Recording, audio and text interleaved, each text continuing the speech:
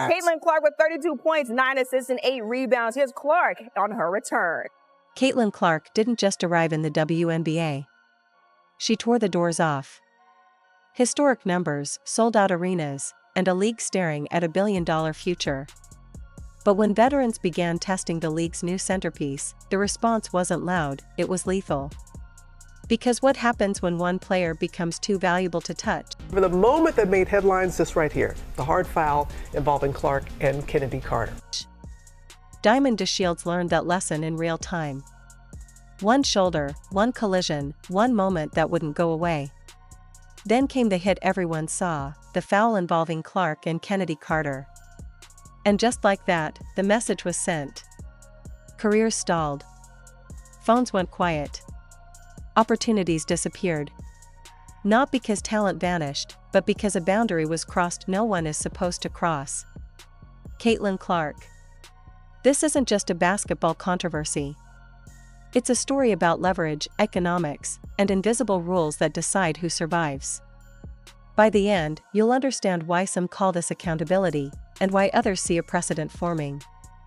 Stay with me. The truth behind this is uncomfortable now. Caitlin Clark didn't ease into the WNBA. She forced the league to adjust around her. To understand why Diamond DeShields would later be sitting in a rental car with her life packed into cardboard boxes, you have to understand what Caitlin Clark did to women's basketball in less than a year. Diamond is in a world of pain. This wasn't a gradual rise. It was disruption. Clark arrived as a rookie and immediately bent the league's gravity toward her. By the end of the 2024 season, she wasn't just Rookie of the Year. She was the central character. 769 points. 337 assists. Records that had survived decades fell in a single season. She hit shots from distances that made defenders hesitate before crossing half court. She logged triple-doubles that most guards never sniff in a full career. And wherever she played, the buildings filled. Indiana Fever games stopped feeling like regional events and started feeling like national attractions. Attendance didn't grow. It exploded. 643,000 fans in one season. 3 arenas crossing 20,000 just to see her warm up. League-wide attendance up nearly 50% in a year. Sellouts tripling. This wasn't hype. This was measurable. Television ratings followed. Primetime viewership jumped into territory the WNBA had never occupied. Clark has been named WNBA Rookie of the Year. Media rights negotiations suddenly sounded different.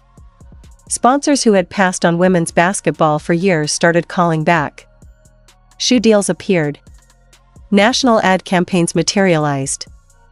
Broadcasts that once relied on generic highlights now revolved around one face. Caitlin Clark became the economic engine the league had chased since 1996. The golden goose. The answer to every quiet financial fear. But there is a cost to becoming that important. When one player becomes the reason the lights are on, every action involving her carries weight.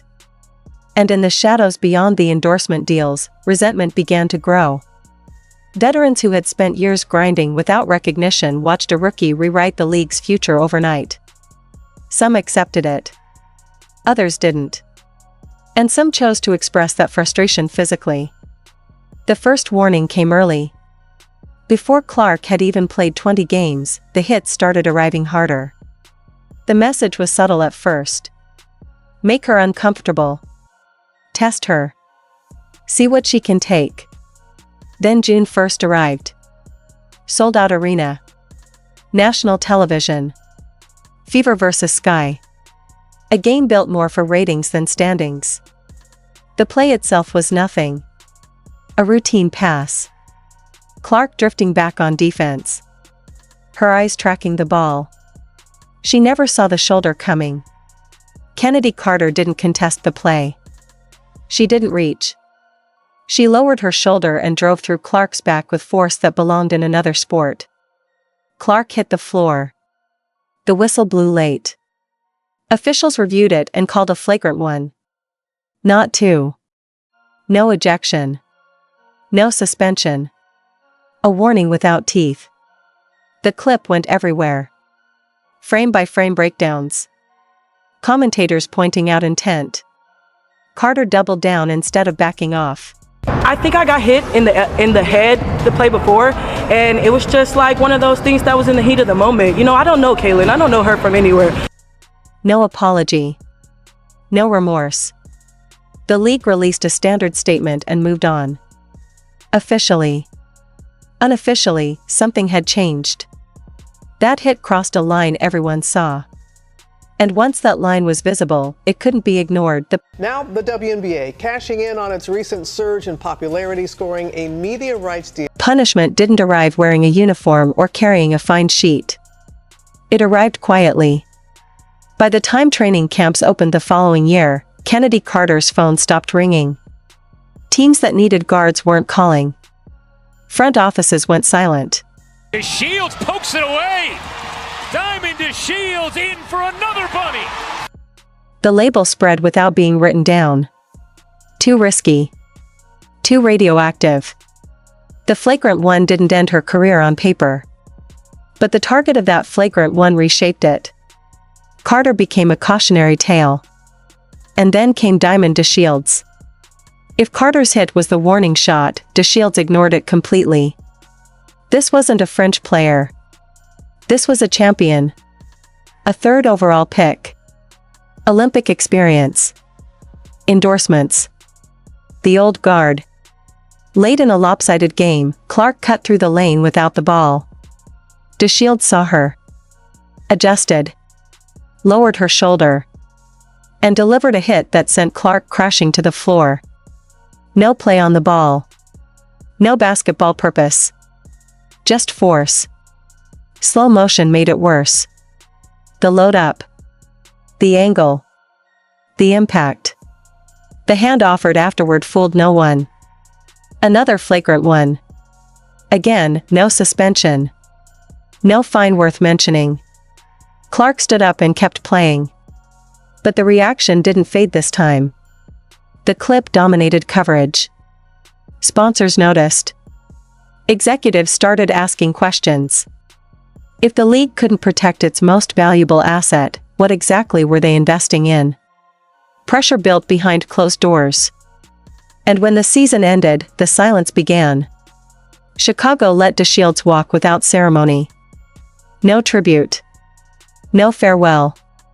New York signed her and quickly benched her. Then cut her.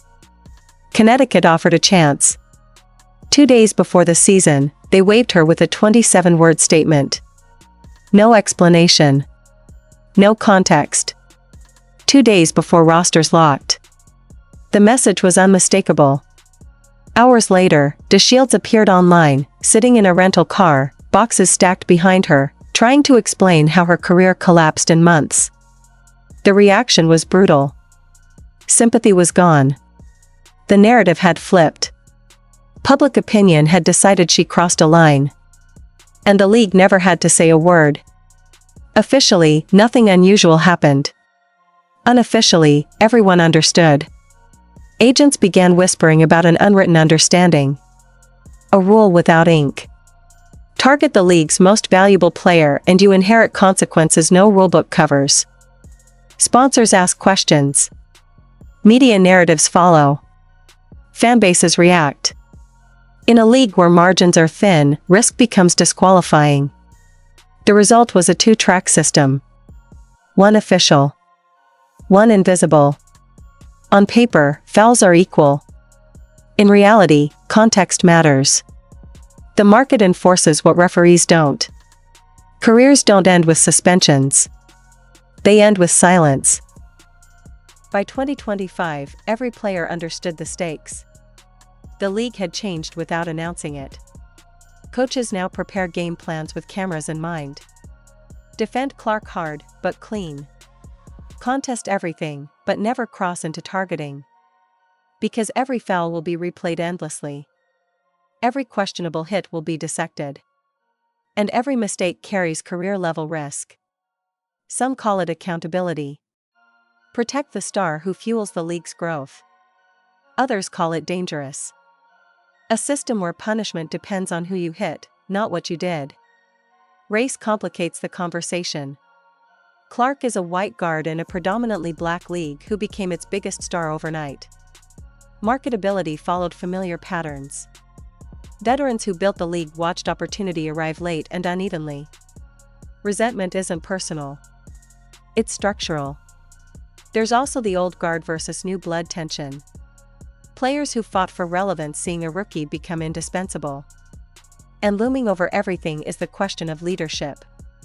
Why did official discipline stay mild while unofficial consequences escalated? Some believe pressure came quietly from the top. No memo. No statement.